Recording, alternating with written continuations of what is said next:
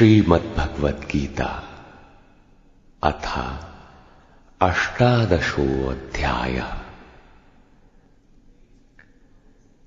ये गीता का अंतिम अध्याय है, जिसके पूर्वार्ध में योगेश्वर श्री कृष्ण द्वारा प्रस्तुत अनेक प्रश्नों का समाधान है तथा उत्तरार्ध गीता का उपसंहार है कि गीता से लाभ क्या है। 17वें अध्याय में आहार, तप, यज्ञ, दान तथा श्रद्धा का विभाग सहित स्वरूप बताया गया। उसी संदर्भ में त्याग के प्रकार शेष है। अर्जुन ने स्वयं एक प्रश्न रखा कि अर्जुन उवाच सन्न्यासस्य महाबाहो तत्त्वमिच्छामि वेदितुम् त्यागस्य च ऋषिकेश पृथक् केशिनिषूदन।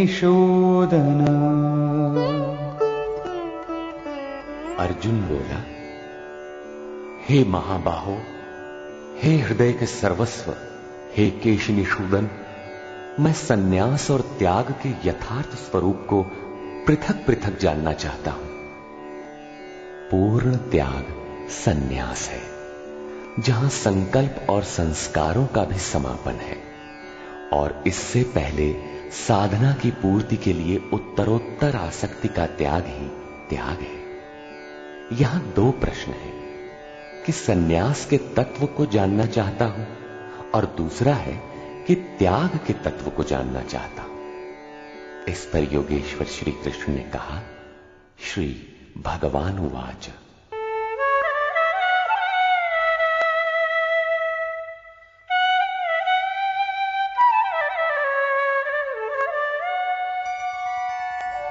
काम्यानां कर्मणां न्यासं सन्न्यासं कवयो विदुः सर्वकर्मफलत्यागं प्राहुस्त्यागं विचक्षणाः।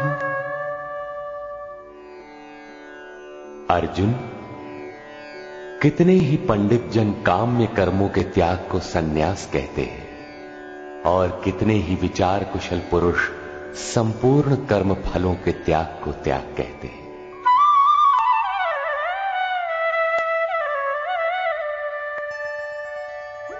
त्याज्यं दोषवदित्येके कर्म प्राहुर्मनीषिणः यज्ञदान तपः कर्म न त्याज्यमिति चापरे। कई एक विद्वान ऐसा कहते हैं कि सभी कर्म दोषयुक्त हैं, अतः त्याग देने योग्य हैं, और दूसरे विद्वान ऐसा कहते हैं कि यज्ञ, दान और तप त्यागने योग्य नहीं है। इस प्रकार अनेक मत प्रस्तुत करके योगेश्वर अपना भी निश्चित मत देते हैं।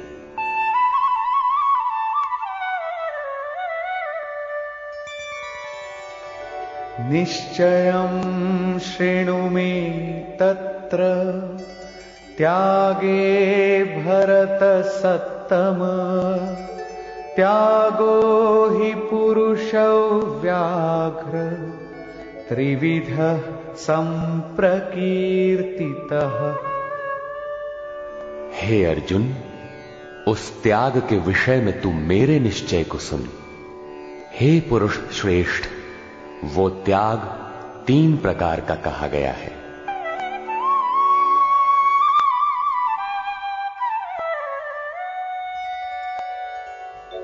यज्ञदान तपः कर्म न त्याज्यं कार्यमेव तत् यज्ञो दानं तपश्चैव पावनानि मनीषिणाम्।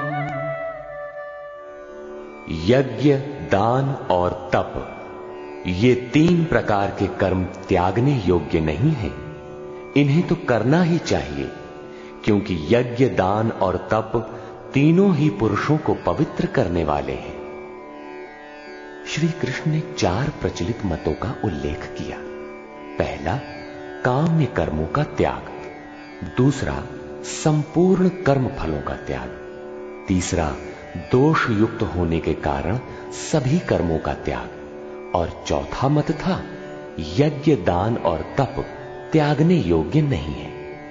उनमें से एक मत से अपनी सहमति प्रकट करते हुए कहा कि अर्जुन, मेरा भी यह निश्चित किया हुआ मत है कि यज्ञ, दान और तप रूप क्रिया त्यागने योग्य नहीं है। इससे सिद्ध है कि कृष्ण काल में भी कई मत प्रचलित थे, जिनमें एक यथार्थ था। उस काल में भी कई मत थे, आज भी है। महापुरुष जब दुनिया में आता है तो कई मतांतरों में से कल्याणकारी मत को निकालकर सामने खड़ा कर देता है। प्रत्येक महापुरुष ने यही किया है।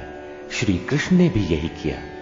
उन्होंने कोई नया मार्ग नहीं बताया, बल्कि प्रचलित कई मतों के बीच सत्य को समर्थन देकर उसे स्पष्ट कर दिया।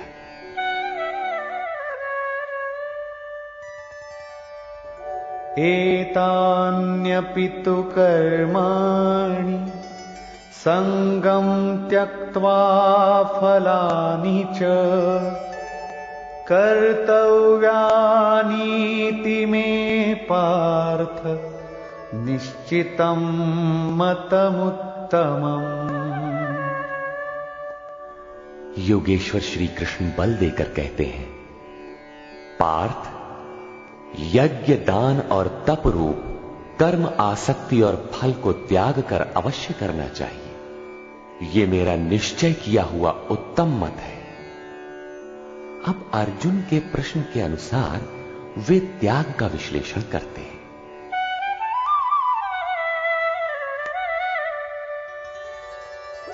नियतस्य तु सन्न्यासः कर्मणो नोपपद्यते मोहात्तस्य परित्यागस्तामसः परिकीर्तितः।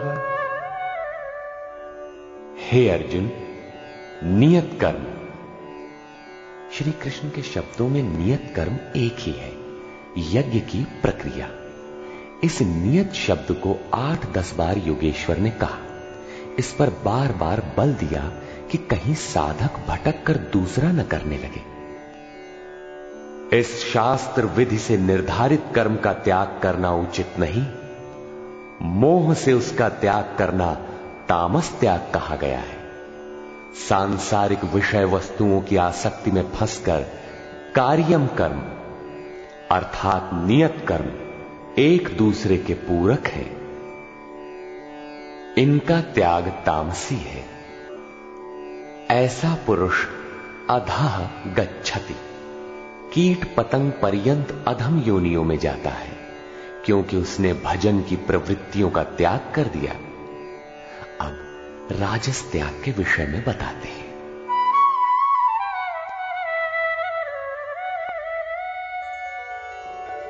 दुःखमित्येव यत्कर्म कायक्लेशभयात् त्यजेत् सकृत्वा राजसं त्यागं नैव त्यागफलं लभेत्।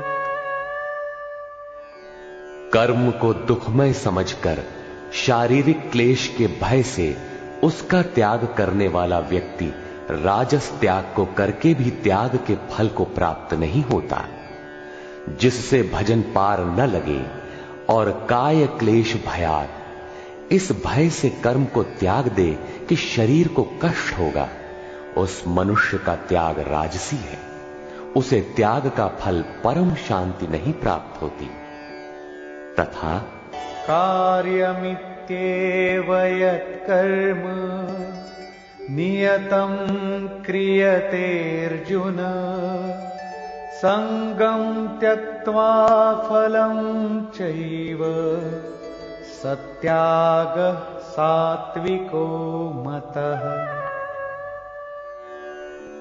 हे अर्जुन, करना कर्तव्य है ऐसा समझकर जो नियतम शास्त्र विधि से निर्धारित किया हुआ कर्म संग दोष और फल को त्याग कर किया जाता है, वही सात्विक त्याग है।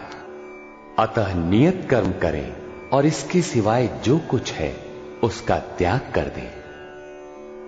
ये नियत कर्म भी क्या करते ही रहेंगे या कभी इसका भी त्याग होगा? इस पर कहते हैं, अब अंतिम त्याग का रूप देखें।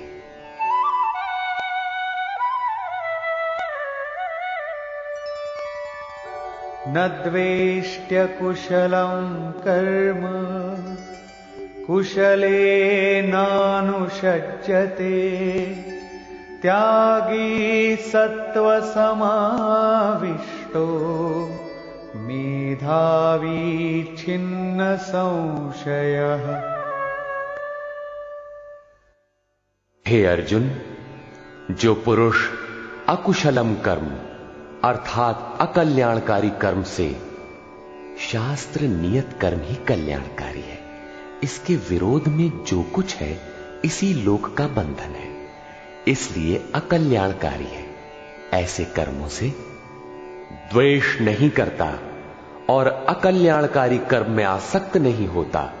जो करना था वो भी शेष नहीं है, ऐसा सत्व से संयुक्त पुरुष संशय रहित, ज्ञानवान और त्यागी है।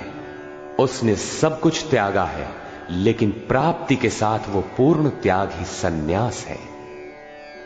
हो सकता है और कोई सरल रास्ता हो? इस पर कहते हैं, नहीं। नहि देहभृता शक्यं त्यक्तुं कर्माण्यशेषतः, यस्तु कर्मफल त्यागी सत्यागीत्यभिधीयते।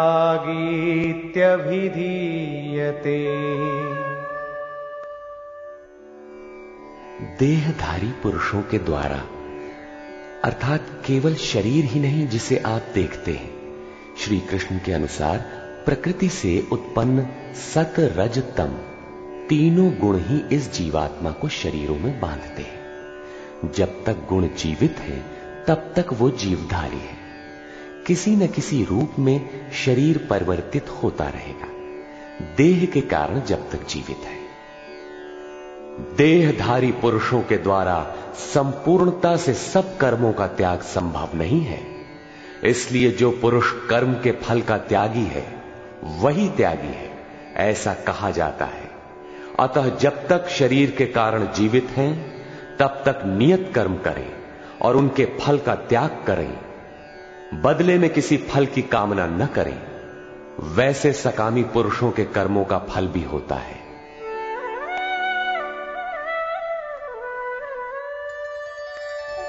अनिष्टमिष्टं मिश्रञ्च त्रिविधं कर्मणः फलम्, भवत्यत्यागिनां प्रीत्य न तु सन्न्यासिनां क्वचित्। सकामी पुरुषों के कर्मों का अच्छा, बुरा और मिला हुआ ऐसा 3 प्रकार का फल मरने के पश्चात भी होता है। जन्म जन्मांतरों तक मिलता है, किंतु सन्यासी नाम सर्वस्व का न्यास अर्थात अंत करने वाले पूर्ण त्यागी पुरुषों के कर्मों का फल किसी भी काल में नहीं होता। यही शुद्ध सन्यास है। सन्यास चरमोत्कृष्ट अवस्था है। भले बुरे कर्मों का फल तथा पूर्ण न्यास काल में उनके अंत का प्रश्न पूरा हुआ। अब पुरुष के द्वारा शुभ अथवा अशुभ कर्म होने में क्या कारण है, इस पर देखें।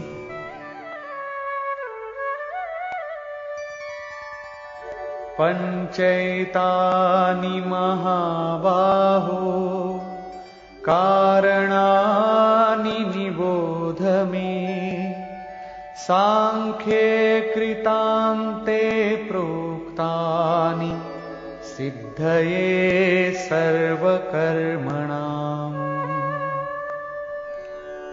हे महाबाहो, संपूर्ण कर्मों की सिद्धि के लिए 5 कारण सांख्य सिद्धांत में कहे गए हैं। उन्हें तू मुझसे भली प्रकार जान।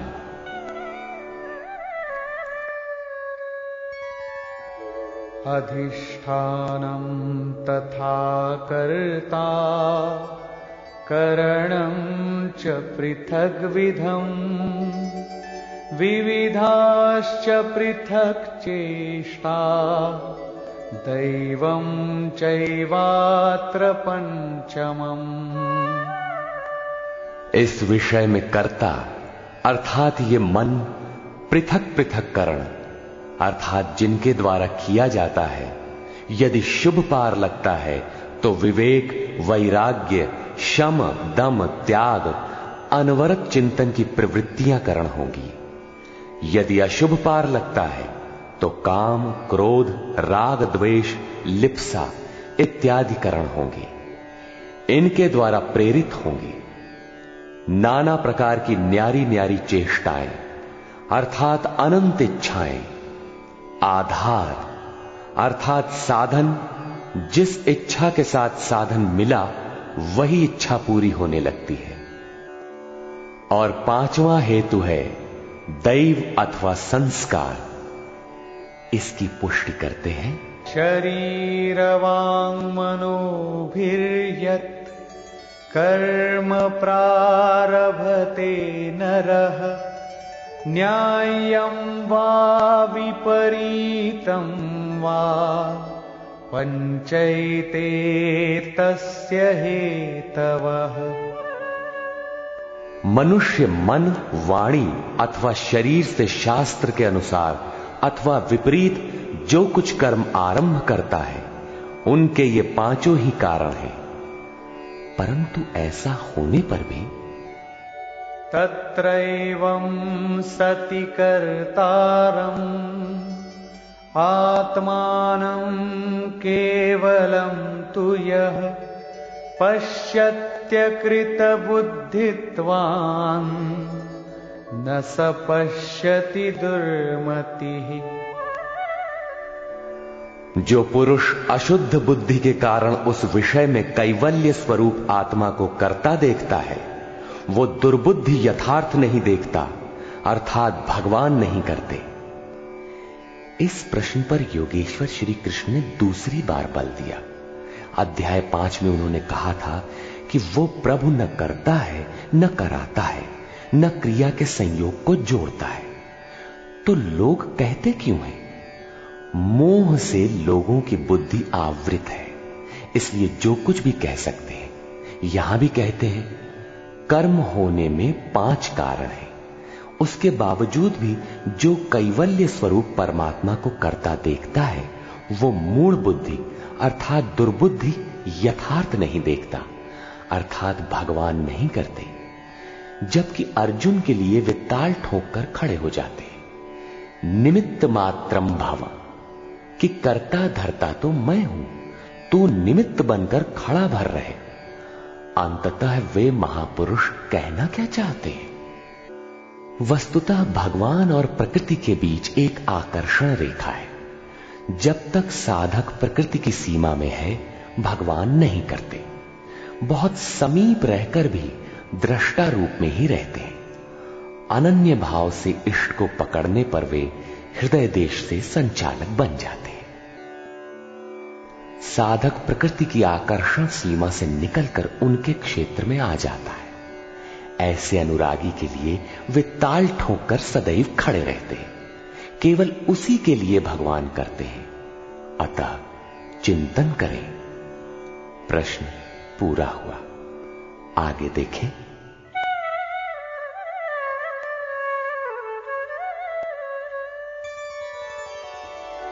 यस्य नाहं कृतो भावो बुद्धिर्यस्य न लिप्यते हत्वापि स इमान् लोकान् न हन्ति न निबध्यते।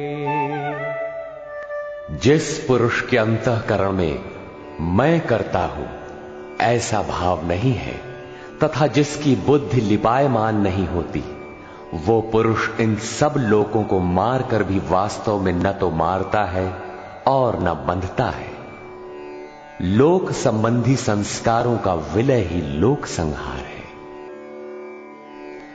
अब उस नियत कर्म की प्रेरणा कैसे होती है, इस पर देखें।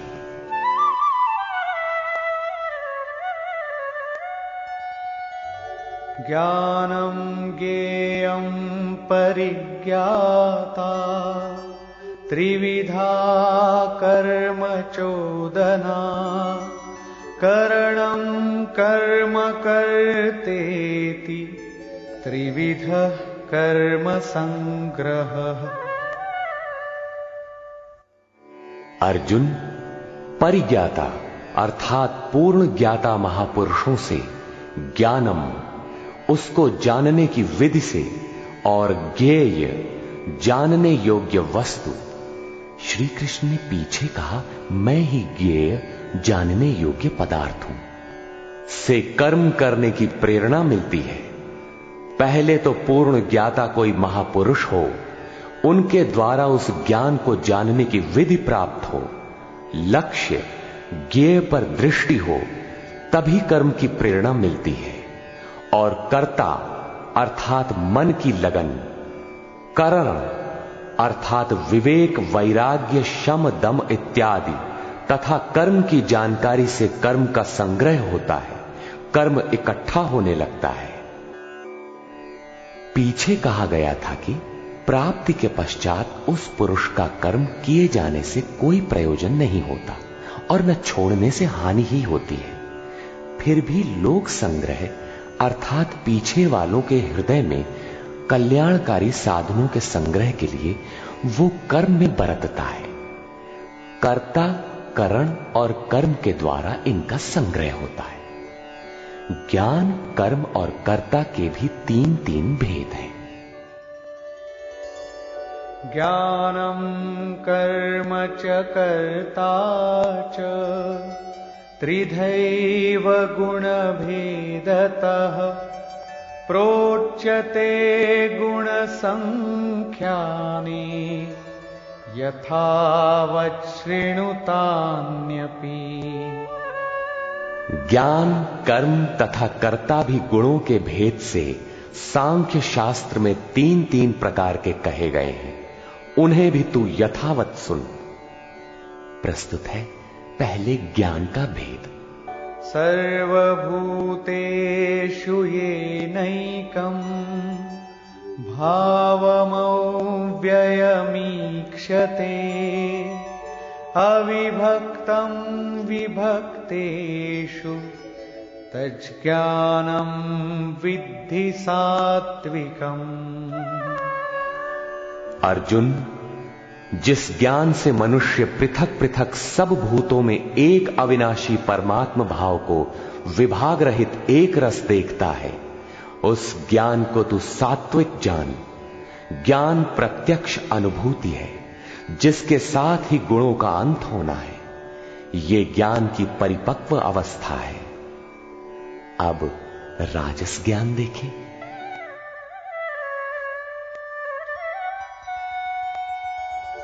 पृथक्त्वेन तु यज्ज्ञानम् नानाभावान् पृथक्विधान् वेत्ति सर्वेषु भूतेषु तज्ज्ञानं विद्धि राजसम्। जो ज्ञान संपूर्ण भूतों में भिन्न प्रकार के अनेक भावों को अलग अलग करके जानता है कि ये अच्छा है, ये बुरे हैं, उस ज्ञान को तू राजस जान। ऐसी स्थिति है तो राजसी स्तर पर तुम्हारा ज्ञान है। अब देखें तामस ज्ञान।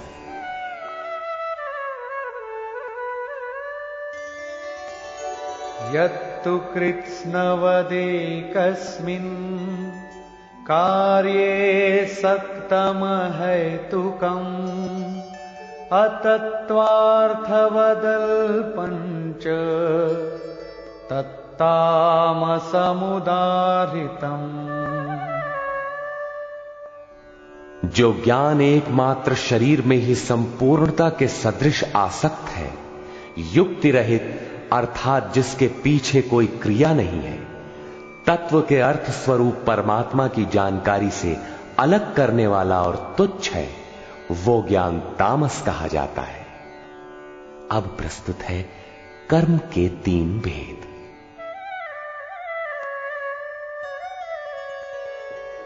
नियतं संगरहितं अरागद्वेषतः कृतं अफलप्रेप्सुना कर्म यत्तत् सात्विकमुच्यते।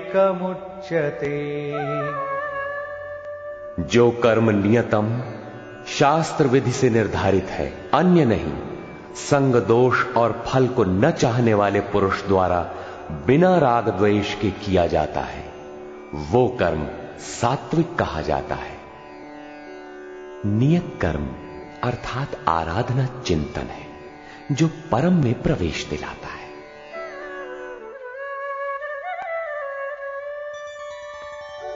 यत्तु कामेप्सुना कर्म साहंकारेण वा पुनः क्रियते बहुलायासं तद्राजसमुदाहृतम्। जो कर्म बहुत परिश्रम से युक्त है, फल को चाहने वाले और अहंकार युक्त पुरुष द्वारा किया जाता है, वो कर्म राजस कहा जाता है।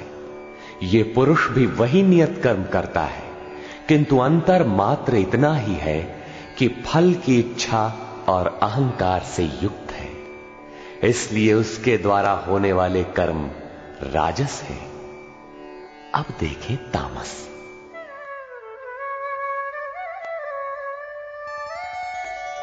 अनुबंधं क्षयं हिंसा अनवेक्ष्य च पौरुषं मोहादारभ्यते कर्म यत्तत्तामसमुच्यते।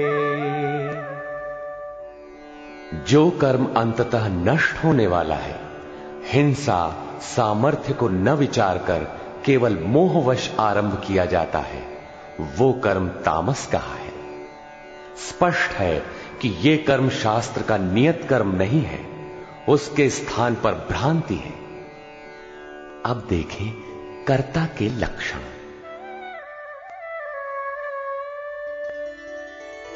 मुक्त संगो नहं वादी धृत्युत्साह समन्वितः सिद्ध्य सिद्ध्योर्निर्विकारः कर्ता सात्विक उच्यते।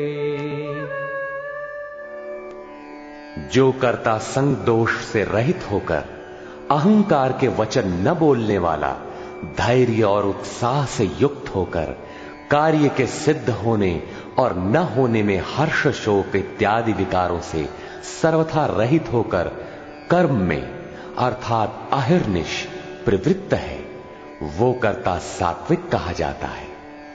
यही उत्तम साधक के लक्षण है। कर्म वही है, नियत कर्म।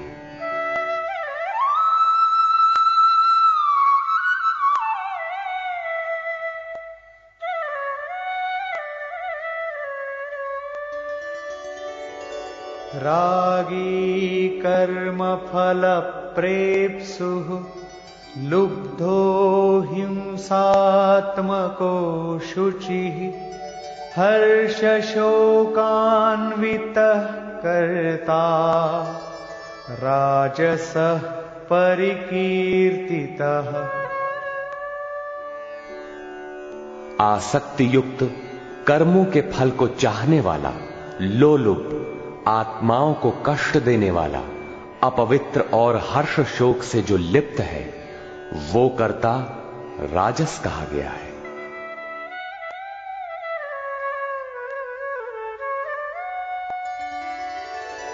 अयुक्तः प्राकृतः स्तब्धः शठो नैष्कृतिकोलसः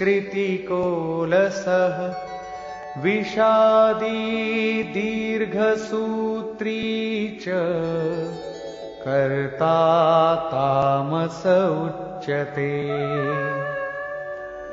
जो चंचल चित्त वाला, असभ्य, घमंडी, धूर्त, दूसरे के कार्यों में बाधा पहुंचाने वाला, शोक करने के स्वभाव वाला, आलसी और दीर्घ सूत्री है कि फिर कर लेंगे, वो कर्ता तामस कहा जाता है।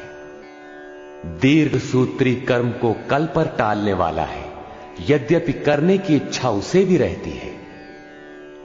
इस प्रकार कर्ता के लक्षण पूरे हुए। अब योगेश्वर श्री कृष्ण ने नवीन प्रश्न उठाया, बुद्धि, धारणा और सुख के लक्षण।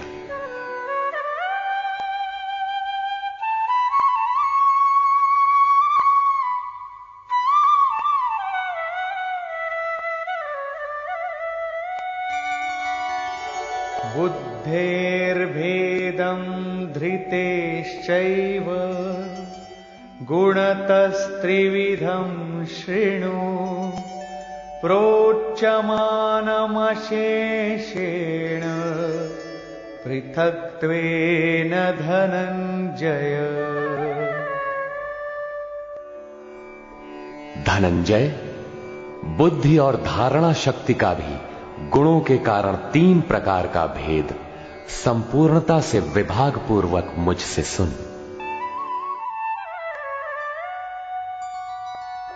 प्रवृत्तिञ्च निवृत्तिञ्च कार्याकार्ये भयाभये बन्धं मोक्षं च या वेत्ति बुद्धिः सा पार्थ सात्विकी।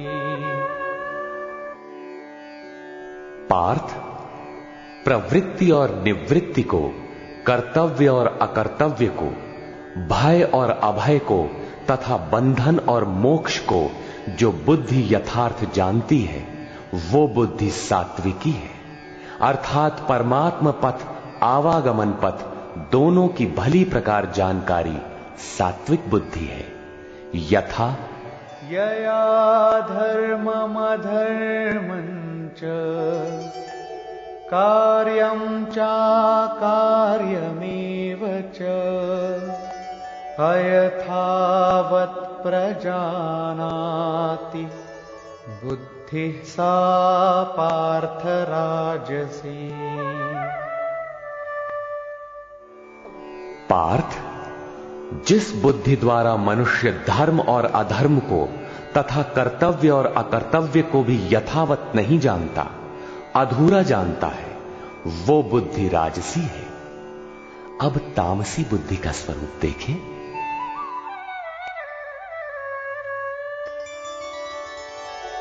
अधर्मं धर्ममिति या मन्यते तमसावृता सर्वार्थान् विपरीतांश्च बुद्धिः सा पार्थ तामसी। पार्थ, तमोगुण से ढकी हुई जो बुद्धि अधर्म को धर्म मानती है तथा संपूर्ण हितों को विपरीत ही देखती है, वो बुद्धि तामसी है। यहां श्लोक 30 से 32 तक बुद्धि के 3 भेद बताए गए।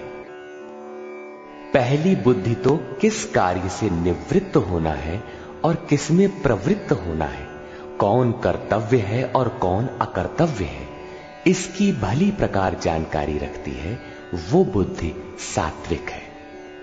जो कर्तव्य अकर्तव्य को धूमिल ढंग से जानती है, यथार्थ नहीं जानती, वो राजसी बुद्धि है।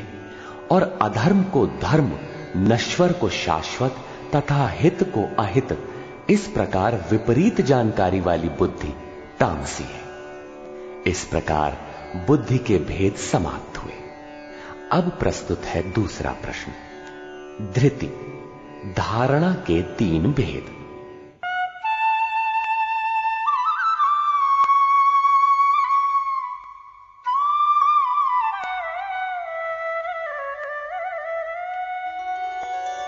धृत्यायया धारयते मनः प्राणेन्द्रियक्रिया योगेनाव्यभिचारिण्या धृतिः सा पार्थ सात्विकी। योगेन यौगिक प्रक्रिया के द्वारा अव्यभिचारिणी योग चिंतन के अलावा दूसरे किसी स्फुरण का आना व्यभिचार है। चित्त का बहक जाना व्यभिचार है। अतः ऐसी अव्यभिचारिणी धारणा से मनुष्य मन प्राण और इंद्रियों की क्रिया को जो धारण करता है वो धारणा सात्विकी है। अर्थात मन प्राण और इंद्रियों को इष्ट की दिशा में मोड़ना ही सात्विक धारणा है। तथा यया तु धर्म कामार्थान् धृत्या धारयतेऽर्जुन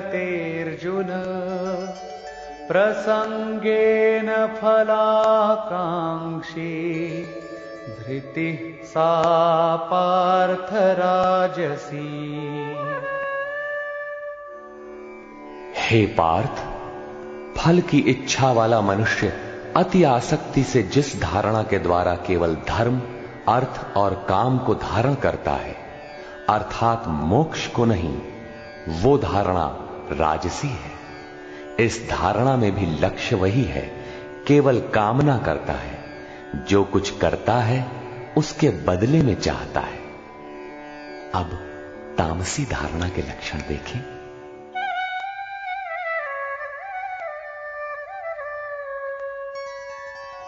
यया स्वप्नं भयं शोकं विषादं मदमेव च न विमुञ्चति दुर्मेधा धृतिः सा पार्थ तामसी।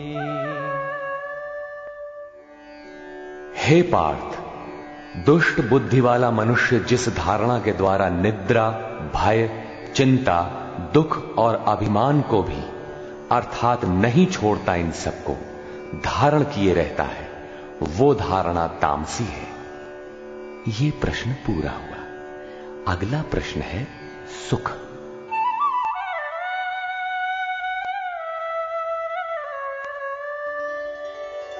सुखं त्विदानीं त्रिविधं शृणु मे भरतर्षभ अभ्यासाद्रमते यत्र दुःखान्तं च निगच्छति।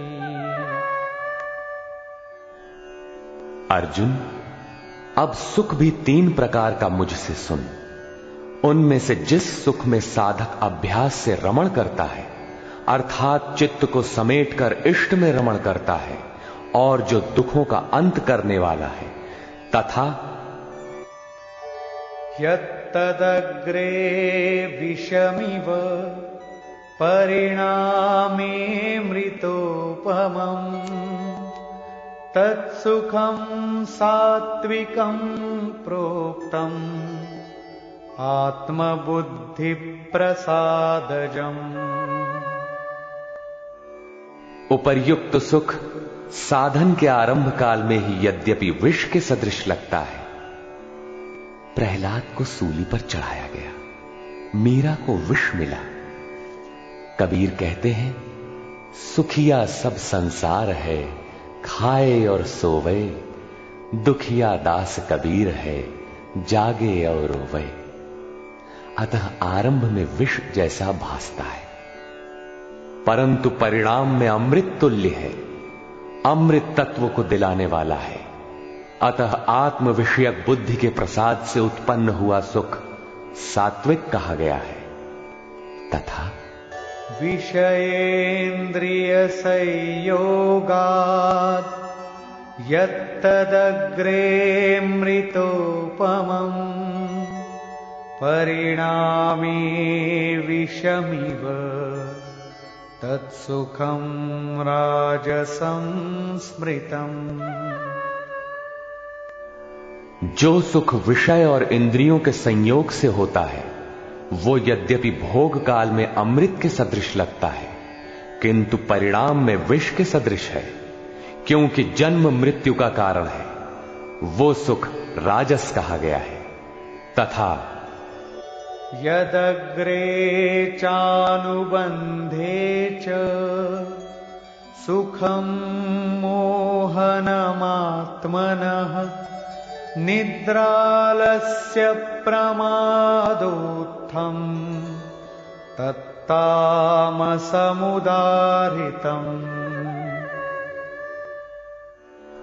जो सुख भोग काल और परिणाम में भी आत्मा को मोह में डालने वाला है, निद्रा या निशा सर्वभूतानाम, जगत की निशा में अचेत रखने वाला है, आलस्य और व्यर्थ की चेष्टाओं से उत्पन्न वो सुख तामस कहा गया है। अब योगेश्वर श्री कृष्ण गुणों की पहुंच बताते हैं।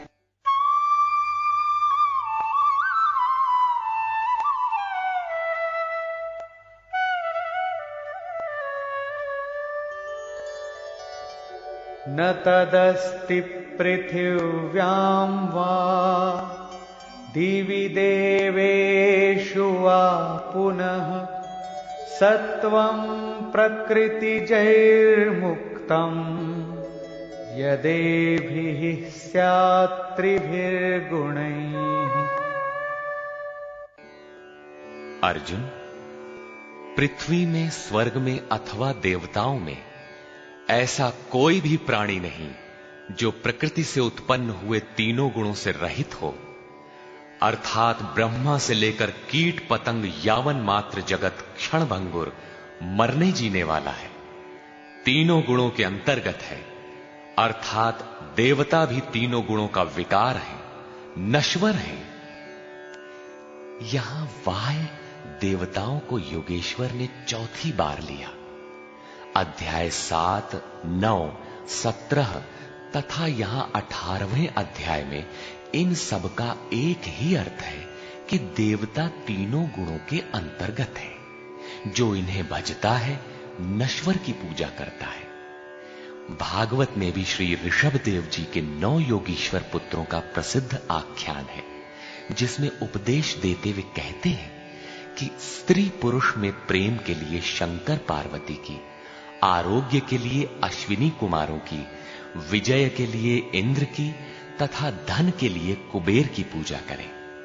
इसी तरह विविध कामनाएं बताकर अंत में निर्णय देते हैं कि संपूर्ण कामनाओं की पूर्ति और मोक्ष के लिए तो एकमात्र नारायण की ही पूजा करनी चाहिए। तुलसी मूलहि सींचिए, फूलई फलई अघाई। अस्तु सर्वव्यापक प्रभु का स्मरण करें, जिसकी पूर्ति के लिए सद्गुरु की शरण, निष्कपट भाव से प्रश्न और सेवा एकमात्र उपाय है। आसुरी और दैवी संपद अंतःकरण की 2 वृत्तियां हैं, जिसमें दैवी संपद परम देव परमात्मा का दिग्दर्शन कराती है, इसलिए दैवी कही जाती है, किंतु ये भी तीनों गुणों के ही अंतर्गत है। गुण शांत होने के पश्चात इनकी भी शांति हो जाती है। तत्पश्चात उस आत्म तृप्त योगी के लिए कोई भी कर्तव्य शेष नहीं रह जाता। अब प्रस्तुत है पीछे से आरंभ हुआ प्रश्न, वर्ण व्यवस्था। वर्ण जन्म प्रधान है अथवा कर्मों से पाई जाने वाली अंतःकरण की योग्यता का नाम है। इस पर देखें।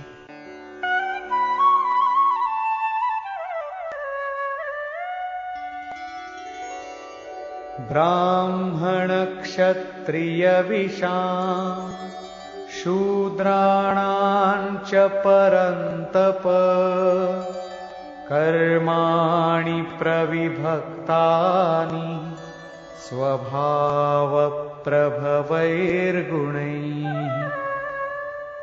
हे परंतप, ब्राह्मण, क्षत्रिय, वैश्य और शूद्रों के कर्म स्वभाव से उत्पन्न गुणों द्वारा विभक्त किए गए हैं।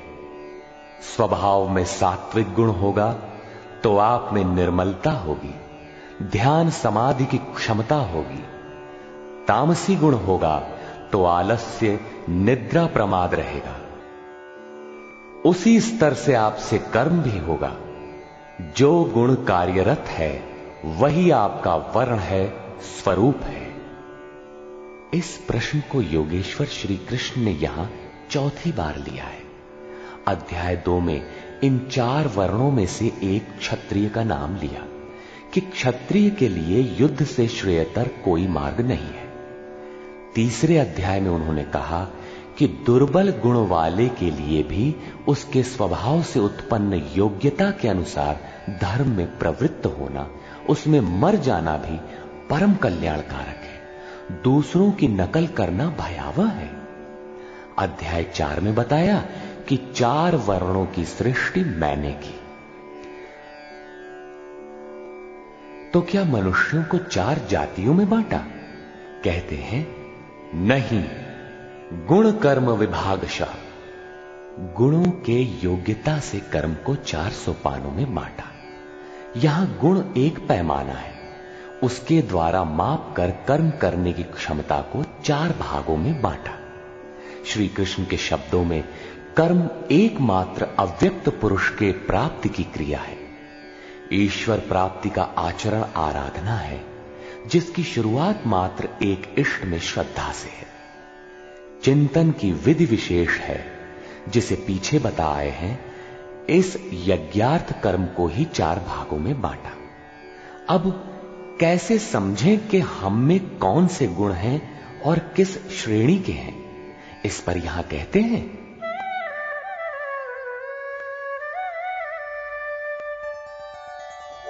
शमो दमस्तपः शौचम् क्षान्तिरार्जवमेव च ज्ञानं विज्ञानमास्तिक्यम् ब्रह्म कर्म स्वभावजम्।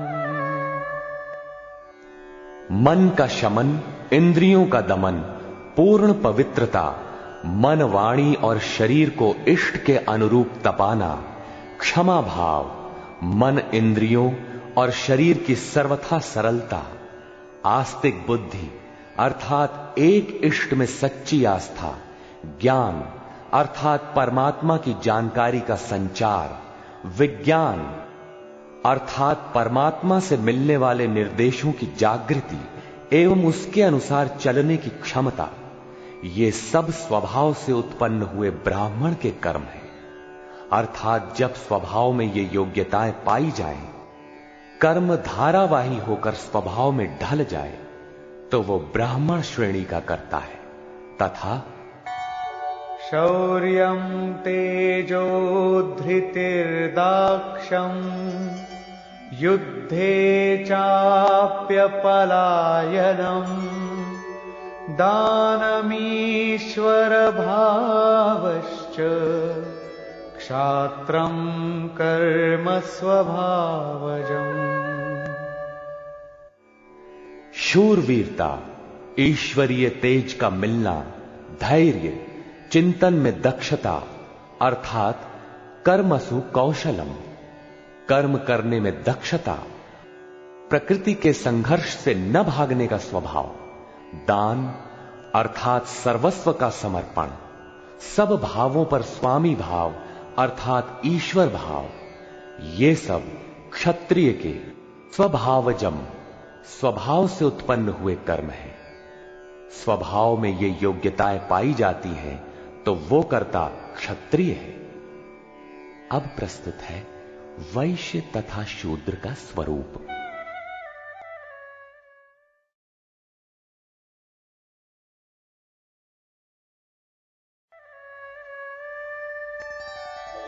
कृषि गौरक्ष्य वाणिज्यम् वैश्यकर्म स्वभावजम् परिचर्यात्मकं कर्म शूद्रस्यापि स्वभावजम्। कृषि, गोरक्षा और व्यवसाय वैश्य के स्वभावजन्य कर्म है। गोपालन ही क्यों, भैंस को मार डालें, बकरी न रखें, ऐसा कुछ नहीं है। सुदूर वैदिक वाडहमय में गो शब्द अंतःकरण एवं इंद्रियों के लिए प्रचलित था। गोरक्षा का अर्थ है इंद्रियों की रक्षा। विवेक, वैराग्य, शम, दम के द्वारा इंद्रियां सुरक्षित होती हैं। काम, क्रोध, लोभ, मोह के द्वारा ये विभक्त हो जाती हैं, क्षीण हो जाती हैं। आत्मिक संपत्ति ही स्थिर संपत्ति है। ये अपना निज धन है जो एक बार साथ हो जाने पर सदैव साथ देती है। प्रकृति के द्वंद्वों में से उनका शनैः शनैः संग्रह करना व्यवसाय है।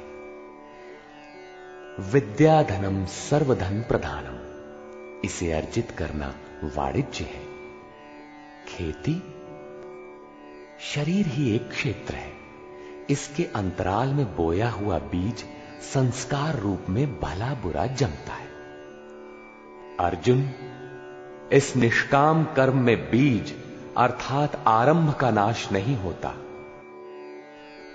परम तत्व के चिंतन का जो बीज इस क्षेत्र में पड़ा है, उसे सुरक्षित रखते हुए इसमें आने वाले विजातीय विकारों का निराकरण करते जाना खेती है।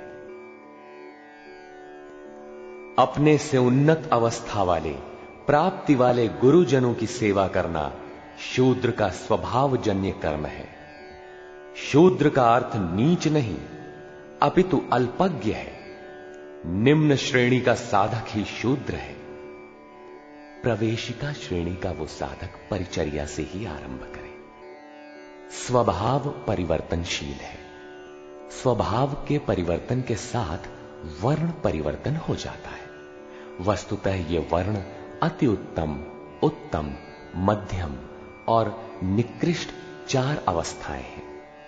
कर्म पथ पर चलने वाले साधकों की ऊंची नीची 4 सीढ़ियां हैं, क्योंकि कर्म एक ही है, नियत कर्म।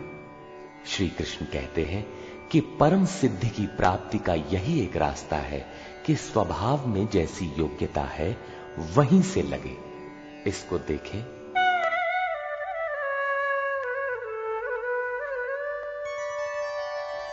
स्वे स्वे कर्मण्यभिरतः संसिद्धिं लभते नरः स्वकर्मनिरतः सिद्धिं यथा विन्दति तच्छृणु। अपने अपने स्वभाव में पाई जाने वाली योग्यता के अनुसार कर्म में लगा हुआ मनुष्य संसिद्धिम, भगवत प्राप्ति रूपी परम सिद्धि को प्राप्त होता है। पहले भी कहे आए हैं, इस कर्म को करके तू परम सिद्धि को प्राप्त होगा। कौन सा कर्म करके? अर्जुन, तू शास्त्र विधि से निर्धारित कर्म, यज्ञार्थ कर्म कर। अब स्वकर्म करने की क्षमता के अनुसार कर्म में लगा हुआ मनुष्य परम सिद्धि को किस प्रकार प्राप्त होता है, वो विधि तुम मुझसे सुन। ध्यान दे। यतः प्रवृत्तिर्भूतानां येन सर्वमिदं ततं स्वकर्मणा तमभ्यर्च सिद्धिं विन्दति मानवः। जिस परमात्मा से सब भूतों की उत्पत्ति हुई, जिससे ये संपूर्ण जगत व्याप्त है, उस परमेश्वर को स्वकर्मणा, अपने स्वभाव से उत्पन्न हुए कर्म के द्वारा अर्चन कर परम सिद्धि को प्राप्त होता है। अतः परमात्मा की भावना और परमात्मा का ही सर्वांगीण अर्चन और क्रमशः चलना आवश्यक है। जैसे कोई बड़ी कक्षा में बैठ जाए तो छोटी भी खो देगा और बड़ी तो मिलेगी ही नहीं। अतः इस कर्म पथ पर सोपानशः चलने का विधान है। जैसे अध्याय 18 के 6ठे श्लोक में। इसी पर पुनः बल देते हुए कहते हैं कि आप अल्पज्ञ ही क्यों ना हो, वहीं से आरंभ करें। वो विधि है परमात्मा के प्रति समर्पण।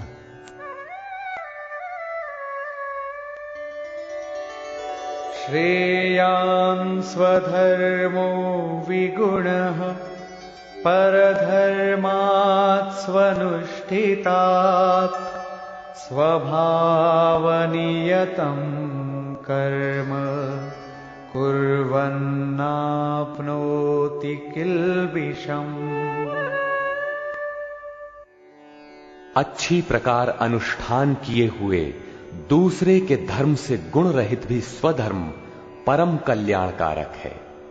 स्वभाव नियतम, स्वभाव से निर्धारित किया हुआ कर्म करता हुआ मनुष्य पाप अर्थात आवागमन को प्राप्त नहीं होता। प्रायः साधकों को उच्चाटन होने लगता है कि हम सेवा करते ही रहेंगे।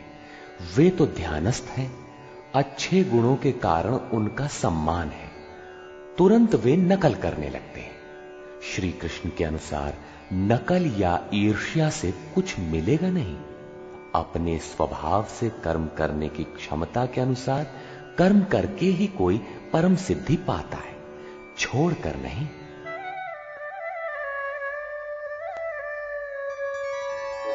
सहजं कर्म कौन्तेय सदोषमपि न त्यजेत् सर्वारम्भा हि दोषेण धूमेनाग्निरिवावृताः।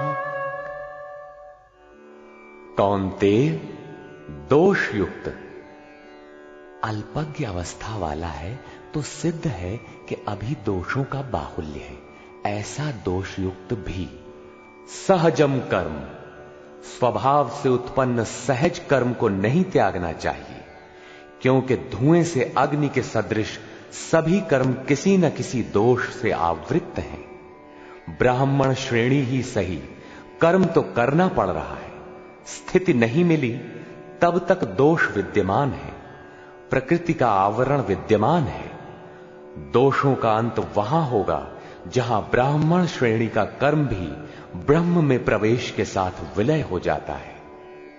उस प्राप्ति वाले का लक्षण क्या है जहां कर्मों से प्रयोजन नहीं रह जाता?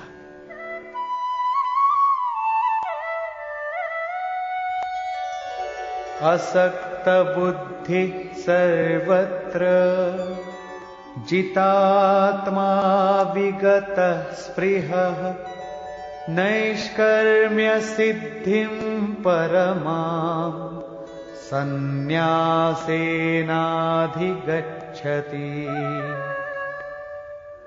सर्वत्र आसक्ति से रहित बुद्धि वाला, स्पृहा से सर्वथा रहित, जीते हुए अंतःकरण वाला पुरुष सन्यासी नाम सर्वस्व के न्यास की अवस्था में परम नैष्कर्म्य की सिद्धि को प्राप्त होता है।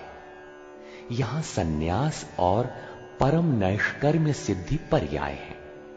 यहां सांख्य योगी वहीं पहुंचता है जहां की निष्काम कर्मयोगी। ये उपलब्धि दोनों मार्गियों के लिए समान है।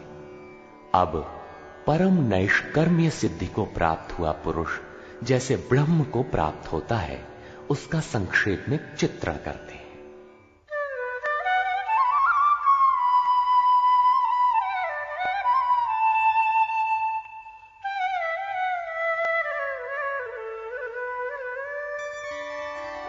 सिद्धिं प्राप्तो यथा ब्रह्म तथाप्नोति निबोध मे समासेनैव कौन्तेय निष्ठा ज्ञानस्य या परा। कौन्तेय, जो ज्ञान की परानिष्ठा है, पराकाष्ठा है, उस परम सिद्धि को प्राप्त हुआ पुरुष ब्रह्म को जैसे प्राप्त होता है, उस विधि को तू मुझसे संक्षेप में जान। अगले श्लोक में वही विधि बता रहे हैं, ध्यान दें। बुद्ध्या विशुद्धया युक्तो धृत्यात्मानं नियम्य च शब्दादीन् विषयांस् त्यक्त्वा रागद्वेषौ व्युदस्य च विविक्तसेवी लघ्वाशी यतवाक्कायमानसः ध्यानयोगपरो नित्यम् वैराग्यं समुपाश्रितः। अर्जुन, विशेष रूप से शुद्ध बुद्धि से युक्त एकांत और शुभ देश का सेवन करने वाला, साधना में जितना सहायक हो उतना ही आहार करने वाला, जीते हुए मन, वाणी और शरीर वाला, दृढ़ वैराग्य को भली प्रकार प्राप्त हुआ पुरुष, निरंतर ध्यान योग के परायण और ऐसी धारणा से युक्त अर्थात इसी सब को धारण करने वाला तथा अंतःकरण को वश में करके शब्दादिक विषयों को त्याग कर राग द्वेष को नष्ट करके तथा अहंकारं बलं दर्पं कामं क्रोधं परिग्रहं विमुच्य निर्ममः शान्तो ब्रह्मभूयाय कल्पते।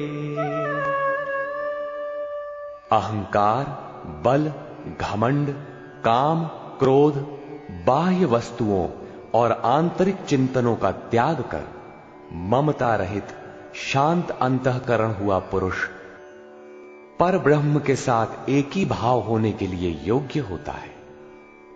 आगे देखें।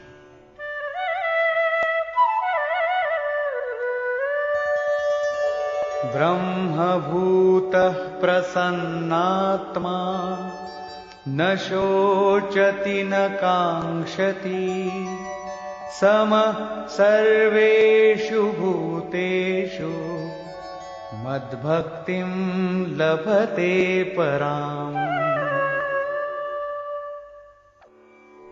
ब्रह्म के साथ एक ही भाव होने की योग्यता वाला वो प्रसन्न चित्त पुरुष न तो किसी वस्तु के लिए शोक करता है और न किसी की आकांक्षा ही करता है।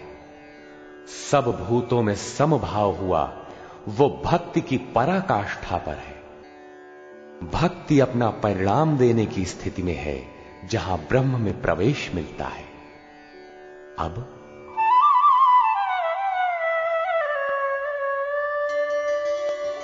भक्त्या मामभिजानाति यावान्यश्चास्मि तत्त्वतः ततो मां तत्त्वतो ज्ञात्वा विशते तदनन्तरम्। उस पराभक्ति के द्वारा वो मुझे तत्व से भली प्रकार जानता है। वो तत्व है क्या? मैं जो और जिस प्रभाव वाला हूं, अजर अमर शाश्वत जिन अलौकिक गुणधर्मों वाला हूं, उसे जानता है और मुझे तत्व से जानकर तत्काल ही मुझ में प्रवेश कर जाता है। प्राप्ति काल में तो भगवान दिखाई पड़ते हैं और प्राप्ति के ठीक बाद तत्क्षण वो अपने ही आत्म स्वरूप को उन ईश्वरीय गुण धर्मों से युक्त पाता है कि आत्मा ही अजर अमर शाश्वत अव्यक्त और सनातन है। अहंकार, बल, दर्प, काम, क्रोध, मद, मोह इत्यादि प्रकृति में गिराने वाले विकार जब सर्वथा शांत हो जाते हैं और विवेक, वैराग्य, शम, दम, एकांत सेवन, ध्यान इत्यादि ब्रह्म में प्रवेश दिलाने वाली योग्यताएं जब पूर्णतया परिपक्व हो जाती हैं, उस समय वो ब्रह्म को जानने योग्य होता है। उस योग्यता का नाम ही पराभक्ति है। इसी योग्यता द्वारा वो तत्व को जानता है। तत्व है क्या? मुझे जानता है। भगवान जो है, जिन विभूतियों से युक्त है, उसे जानता है और मुझे जानकर तत्क्षण मुझ में ही स्थित हो जाता है। अर्थात ब्रह्म, तत्व, ईश्वर, परमात्मा और आत्मा एक दूसरे के पर्याय हैं। एक की जानकारी के साथ ही इन सब की जानकारी हो जाती है। यही परम सिद्धि, परम गति, परम धाम भी है। अतः गीता का दृढ़ निश्चय है कि सन्यास और निष्काम कर्मयोग दोनों ही परिस्थितियों में परम नैष्कर्म्य सिद्धि को पाने के लिए नियत कर्म अर्थात चिंतन अनिवार्य है। अब तक तो सन्यासी के लिए भजन चिंतन पर बल दिया और अब समर्पण कहकर उसी वार्ता को निष्काम कर्मयोगी के लिए भी कहते हैं।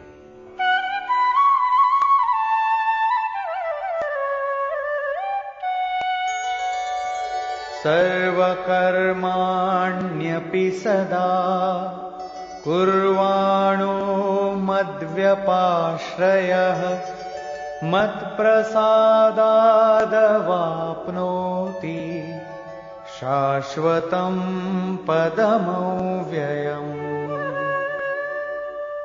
मुझ पर विशेष रूप से आश्रित हुआ पुरुष संपूर्ण कर्मों को सदा करता हुआ, लेश मात्र भी त्रुटि न रख कर करता हुआ, मेरे कृपा प्रसाद से शाश्वत अविनाशी परम पद को प्राप्त होता है।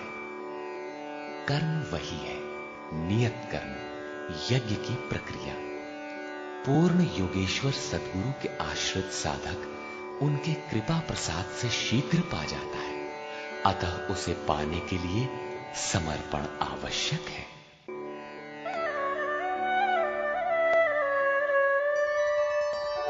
चेतसा सर्वकर्माणि मयि सन्न्यस्य मत्परः बुद्धियोगमुपाश्रित्य मच्चित्तः सततं भव। अतः अर्जुन, संपूर्ण कर्मों को अर्थात जितना कुछ तुझसे बन पड़ता है, मन से मुझे अर्पित करके अपने भरोसे नहीं बल्कि मुझे समर्पण करके मेरे परायण हुआ बुद्धि योग अर्थात योग की बुद्धि का अवलंबन करके निरंतर मुझ में चित्त को लगा। योग एक ही है जो सर्वथा दुखों का अंत करने वाला और परम तत्व परमात्मा में प्रवेश दिलाने वाला है। उसकी क्रिया भी एक ही है, यज्ञ की प्रक्रिया जो मन तथा इंद्रियों के संयम, श्वास प्रश्वास तथा ध्यान इत्यादि पर निर्भर है, जिसका परिणाम भी एक ही है, यान्ति ब्रह्म सनातनम। इसी पर आगे कहते हैं,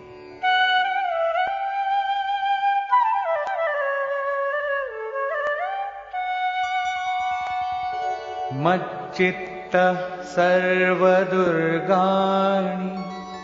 मत्प्रसादात् तरिष्यसि अथ चेत्त्वमहङ्कारात् न श्रोष्यसि विनङ्क्ष्यसि। इस प्रकार मुझ में निरंतर चित्त को लगाने वाला होकर तू मेरी कृपा से मन और इंद्रियों के संपूर्ण दुर्गों को अनायास ही तर जाएगा। इंद्रिन द्वार झरोखा नाना, तह तह सुर बैठे करी थाना। आवत देखहि विषय वयारी, ते हठि देहि कपाट उघारी।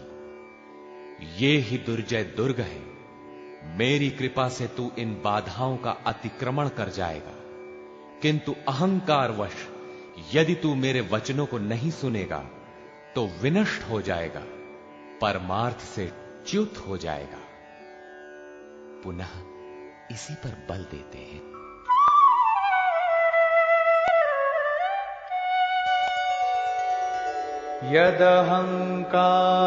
यदहंकारमाश्रित्य न योत्स्य इति मन्यसे मिथ्यैष व्यवसायस्ते प्रकृतिस्त्वां नियोक्ष्यति। जो तू अहंकार का आश्रय लेकर ऐसा मानता है कि युद्ध नहीं करूंगा, तो ये तेरा निश्चय मिथ्या है, क्योंकि तेरा स्वभाव तुझे बलात् युद्ध में लगा देगा।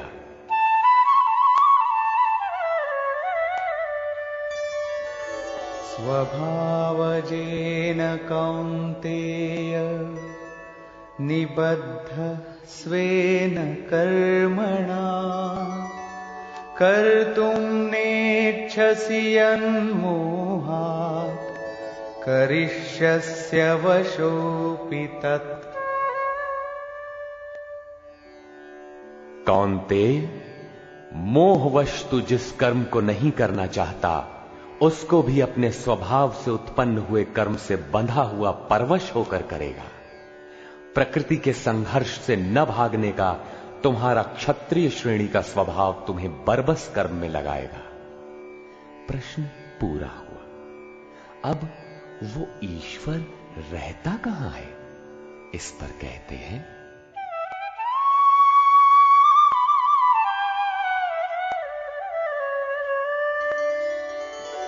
ईश्वरः सर्वभूतानां हृद्देशेऽर्जुन तिष्ठति भ्रामयन् सर्वभूतानि यन्त्रारूढानि मायया। अर्जुन, वो ईश्वर संपूर्ण भूत प्राणियों के हृदय देश में निवास करता है। इतना समीप है तो लोग जानते क्यों नहीं? माया रूपी यंत्र में आरूढ़ होकर सब लोग भ्रमवश चक्कर लगाते ही रहते हैं, इसलिए नहीं जानते। ये यंत्र बड़ा बाधक है जो बार बार नश्वर कलेवरों अर्थात शरीरों में घुमाता रहता है। तो शरण किसकी लें?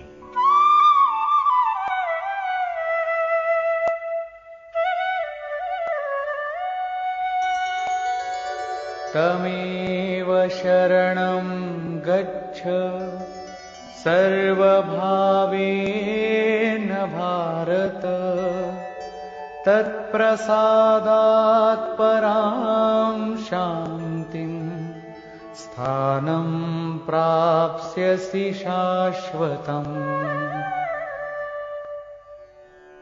इसलिए हे भारत, संपूर्ण भाव से उस ईश्वर की जो हृदय देश में स्थित है अनन्य शरण को प्राप्त हो।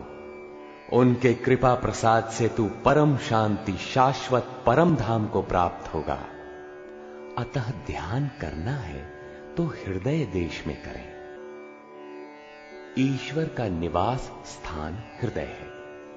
भागवत के चतुश्लोकी गीता का सारांश भी यही है कि वैसे तो मैं सर्वत्र हूं, किंतु प्राप्त होता हूं तो हृदय देश में ध्यान करने से ही।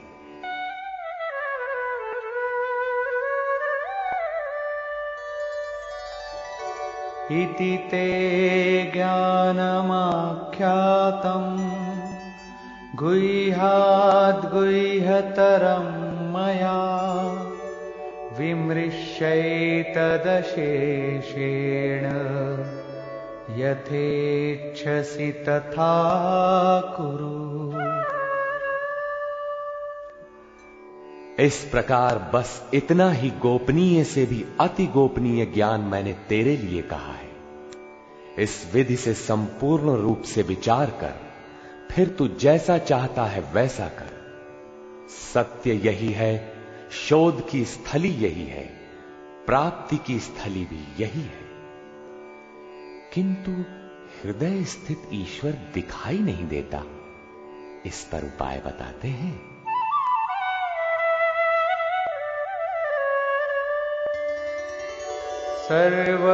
सर्वगुह्यतमं भूयः शृणु मे परमं वचः इष्टोऽसि मे दृढमिति ततो वक्ष्यामि ते हितम्।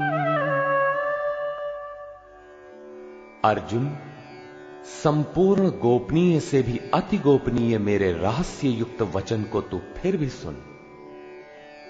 कहा है, किंतु फिर सुन, साधक के लिए इष्ट सदैव खड़े रहते हैं। क्योंकि तू मेरा अतिशय प्रिय है, इसलिए ये परम हितकारक वचन मैं तेरे लिए फिर भी कहूंगा। वो है क्या?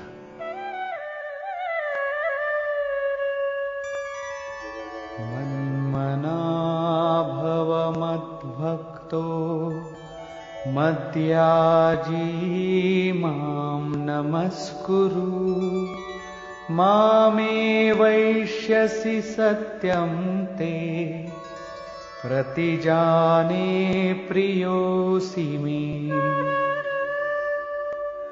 अर्जुन, तू मेरे में ही अनन्य मन वाला हो, मेरा अनन्य भक्त हो, मेरे प्रति श्रद्धा से पूर्ण हो, मेरे समर्पण में अश्रुपात होने लगे। मेरे को ही नमन कर, ऐसा करने से तू मेरे को ही प्राप्त होगा। ये मैं तेरे लिए सत्य प्रतिज्ञा करके कहता हूं, क्योंकि तू मेरा अत्यंत प्रिय है। पीछे बताया ईश्वर हृदय देश में है, उसकी शरण में जा। यहां कहते हैं मेरी शरण आ। ये अति गोपनीय रहस्य युक्त वचन सुन कि मेरी शरण आओ। वास्तव में योगेश्वर श्री कृष्ण कहना क्या चाहते हैं? यही कि साधक के लिए सद्गुरु की शरण नितांत आवश्यक है। श्री कृष्ण एक पूर्ण योगेश्वर थे। अब समर्पण की विधि बताते हैं।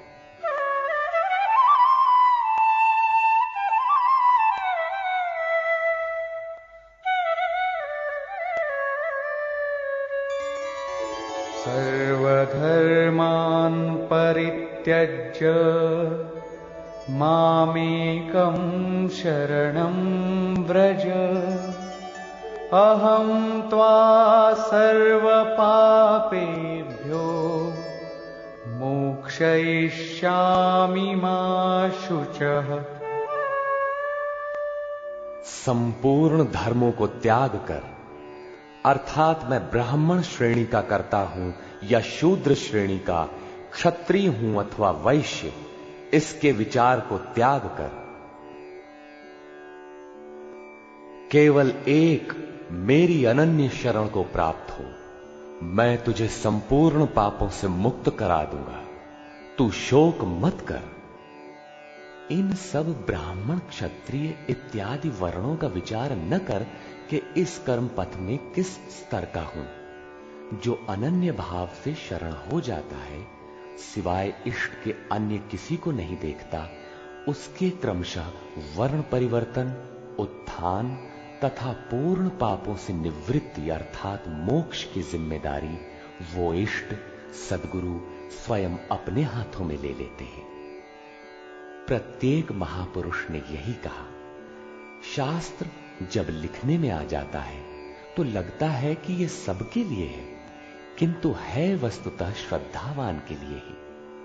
अर्जुन अधिकारी था, अतः उसे बल देकर कहा। अब योगेश्वर स्वयं निर्णय देते हैं कि इसके अधिकारी कौन है।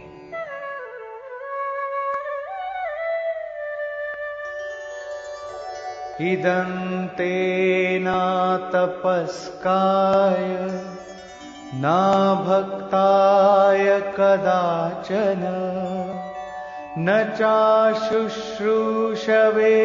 वाच्यम् न च मां योऽभ्यसूयति।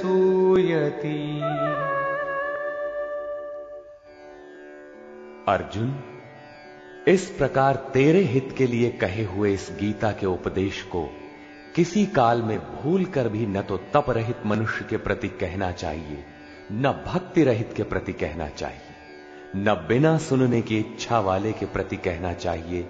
और जो मेरी निंदा करता है, ये दोष है, वो दोष है, इस प्रकार झूठी आलोचना करता है, उसके प्रति भी नहीं कहना चाहिए। महापुरुष ही तो थे जिनके समक्ष स्तुतिकर्ताओं के साथ साथ कतिपय निंदक भी रहे होंगे। इनसे तो नहीं कहना चाहिए, किंतु प्रश्न स्वाभाविक है कि कहा किससे जाए। इस पर देखें।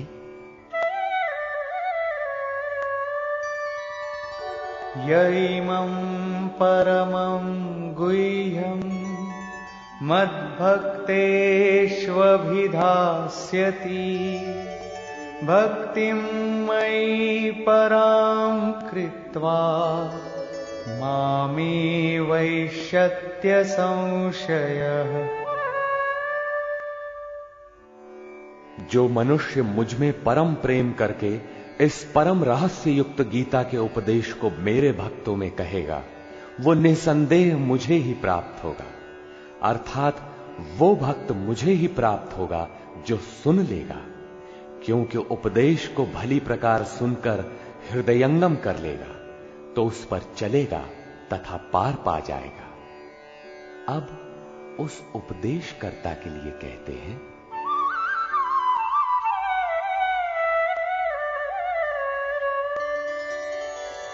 न च तस्मान् मनुष्येषु कश्चिन्मे प्रियकृत्तमः भविता न च मे तस्माद् अन्यः प्रियतरो भुवि।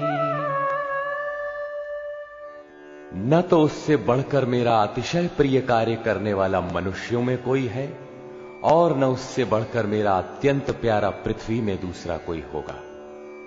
किससे? जो मेरे भक्तों में मेरा उपदेश करेगा, उनको उधर उस पथ पर चलाएगा, क्योंकि कल्याण का यही एक स्रोत है, राजमार्ग है। अब देखें अध्ययन।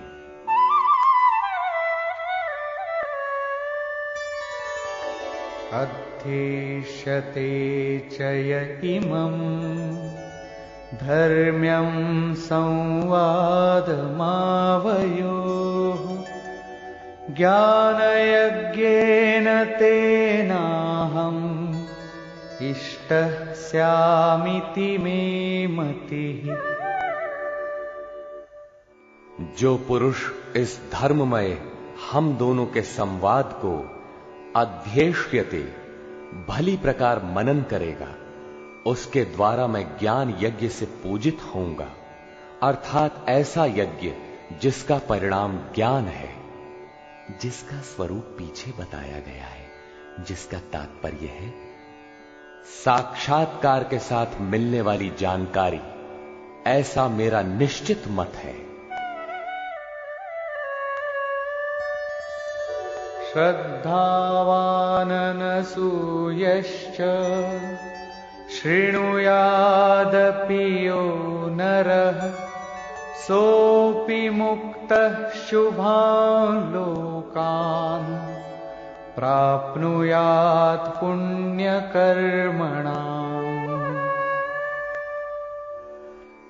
जो पुरुष श्रद्धा से युक्त और ईर्ष्या रहित होकर केवल सुनेगा, वो भी पापों से मुक्त हुआ उत्तम कर्म करने वालों के श्रेष्ठ लोकों को प्राप्त होगा। अर्थात करते हुए भी पार न लगे तो सुना भर करें। उत्तम लोक तब भी हैं, क्योंकि वो चित्त में उन उपदेशों को ग्रहण तो करता है। यहां 67 से 71 तक 5 श्लोकों में भगवान श्री कृष्ण ने यह बताया कि गीता का उपदेश अनाधिकारियों को नहीं कहना चाहिए, किंतु जो श्रद्धावान हैं उनसे अवश्य कहना चाहिए। जो सुनेगा वो भक्त मुझे प्राप्त होगा, क्योंकि अति गोपनीय कथा को सुनकर पुरुष चलने लगता है। जो भक्तों में कहेगा उससे अधिक प्रिय कहने वाला मेरा कोई नहीं है। जो अध्ययन करेगा उसके द्वारा मैं ज्ञान यज्ञ से पूजित होऊंगा। यज्ञ का परिणाम ही ज्ञान है। जो गीता के अनुसार कर्म करने में असमर्थ है, किंतु श्रद्धा से मात्र सुनेगा, वो भी पुण्य लोकों को प्राप्त होगा। इस प्रकार भगवान श्री कृष्ण ने इसके कहने सुनने तथा अध्ययन का फल बताया। प्रश्न पूरा हुआ। अब अंत में वे अर्जुन से पूछते हैं कि कुछ समझ में आया?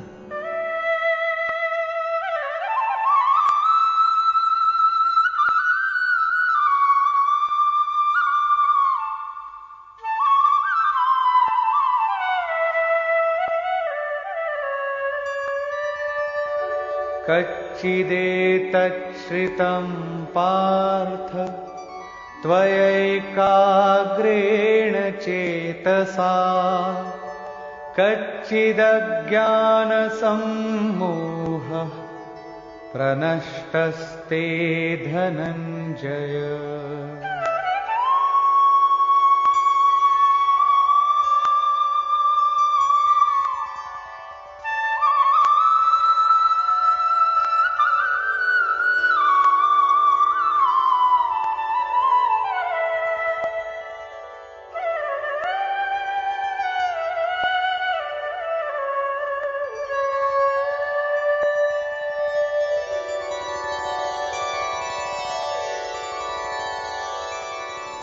हे पार्थ, क्या मेरा ये वचन तूने एकाग्रचित्त होकर सुना? क्या तेरा अज्ञान से उत्पन्न मोह नष्ट हुआ? इस पर अर्जुन बोला, अर्जुना उवाच।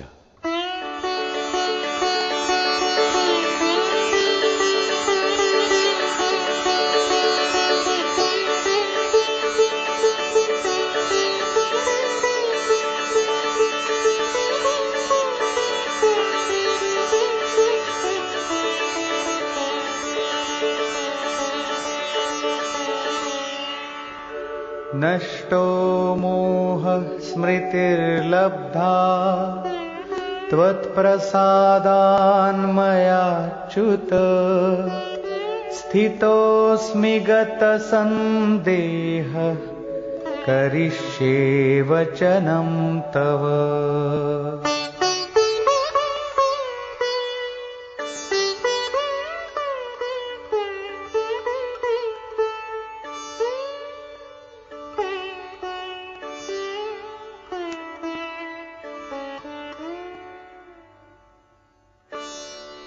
अच्युत अर्थात जो सत्य से कभी च्युत नहीं होते, आपकी कृपा से मेरा मोह नष्ट हो गया है, मुझे स्मृति प्राप्त हुई है, मुझे याद है, अब मैं संशय रहित हुआ स्थित हूं और आपकी आज्ञा का पालन करूंगा। अर्जुन का समाधान हो गया। साथ ही योगेश्वर श्री कृष्ण के श्रीमुख से निःसृत वाणी का उपसंहार हुआ। इस पर संजय बोला,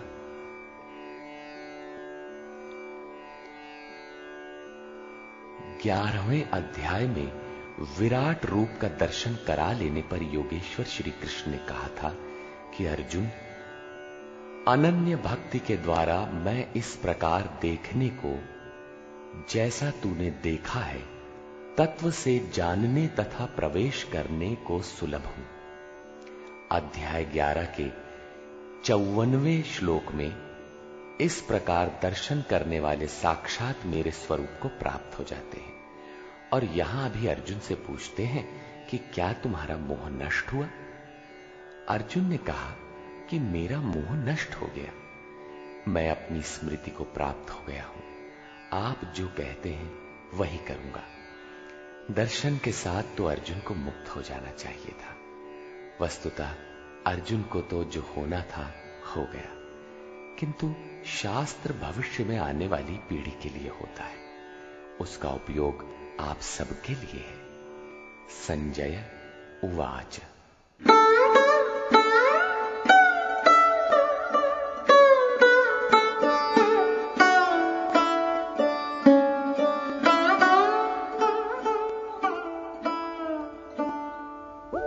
इत्यहं वासुदेवस्य पार्थस्य च महात्मनः संवादमिममश्रौषम् अद्भुतं रोमहर्षणम्।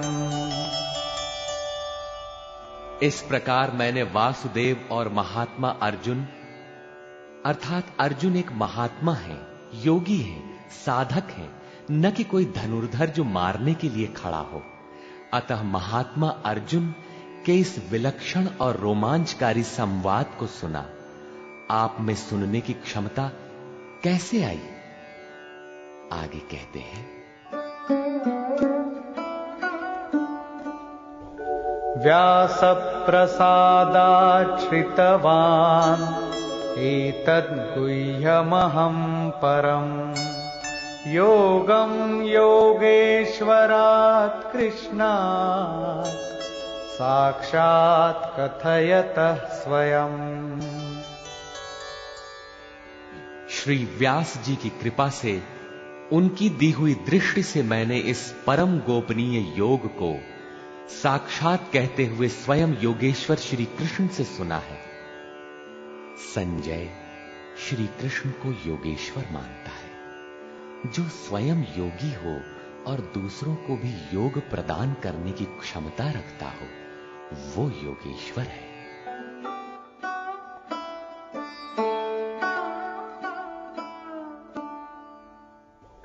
राजन् संस्मृत्य संस्मृत्य संवादमिममद्भुतम् केशवार्जुनयोः पुण्यम् हृष्यामि च मुहुर्मुहुः। हे राजन धृतराष्ट्र, केशव और अर्जुन के इस परम कल्याणकारक और अद्भुत संवाद को पुनः स्मरण करके मैं बारंबार हर्षित हो रहा हूं। अतः इस संवाद को सदैव स्मरण करना चाहिए और इसी स्मृति से प्रसन्न रहना चाहिए। अब उनके स्वरूप का स्मरण कर संजय कहते हैं,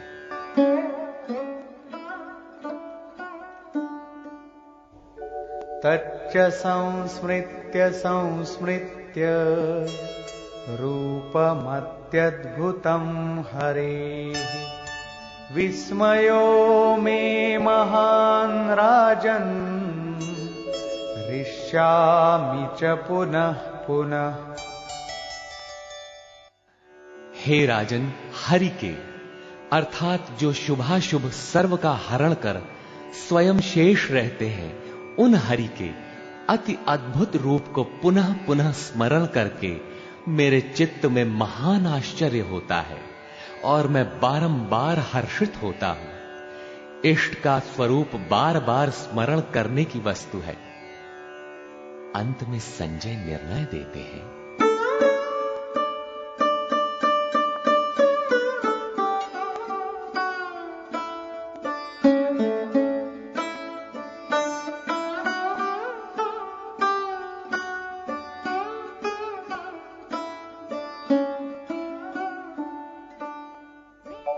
यत्र योगेश्वरः कृष्णो यत्र पार्थो धनुर्धरः तत्र श्रीर्विजयो भूतिः ध्रुवा नीतिर्मतिर्मम। तत्र श्रीर्विजयो भूतिः ध्रुवा नीतिर्मतिर्मम।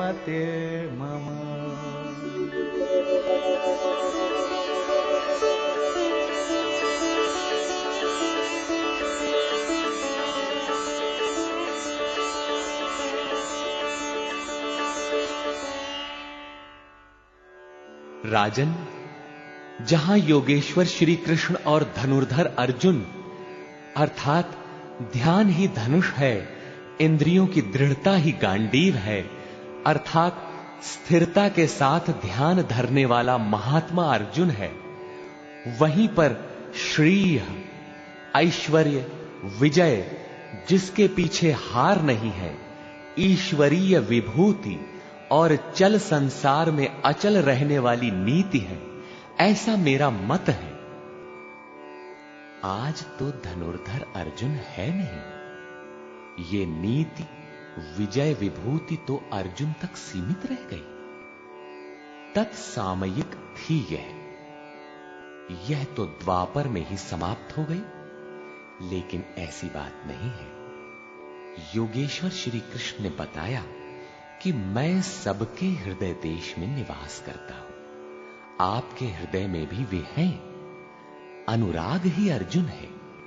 अनुराग आपके अंतःकरण की इष्टोन्मुख लगन का नाम है। यदि ऐसा अनुराग आप में है तो सदैव वास्तविक विजय है और अचल स्थिति दिलाने वाली नीति भी सदैव रहेगी, न कि कभी थी। जब तक प्राणी रहेंगे परमात्मा का निवास उनके हृदय देश में रहेगा।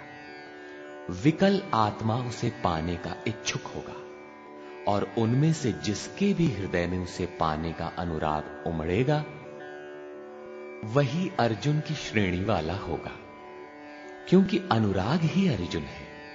अतः मानव मात्र इसका प्रत्याशी बन सकता है। निष्कर्ष, योगेश्वर श्री कृष्ण ने निर्णय दिया कि यज्ञ, दान और तप किसी काल में भी त्यागने योग्य नहीं है। ये मनीषियों को भी पवित्र करने वाले हैं। इन तीनों को रखते हुए इनके विरोधी विकारों का त्याग करना ही वास्तविक त्याग है।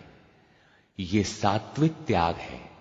फल की इच्छा के साथ त्याग राजसी है और मोहवश नियत कर्म का ही त्याग करना तामसी त्याग है और सन्यास त्याग की ही चरमोत्कृष्ट अवस्था है। इस अध्याय में सन्यास का स्वरूप स्पष्ट किया गया कि सर्वस्व का न्यास ही सन्यास है। एकांत का सेवन करते हुए नियत कर्म में अपनी शक्ति समझकर अथवा समर्पण के साथ सतत प्रयत्न अपरिहार्य है। प्राप्ति के साथ संपूर्ण कर्मों का त्याग ही सन्यास है, जो मोक्ष का पर्याय है। यही सन्यास की पराकाष्ठा है। ओम तत्सदिति। श्रीमद् भगवद गीता सूपनिषत्सु ब्रह्म विद्यायाम योग शास्त्रे श्री कृष्ण अर्जुन संवादे सन्यास योगो नाम अष्टादशो अध्यायः। श्रीमद् भगवद गीता के भाष्य यथार्थ गीता का 18वां अध्याय पूर्ण होता है। हरि ओम तत्सत्।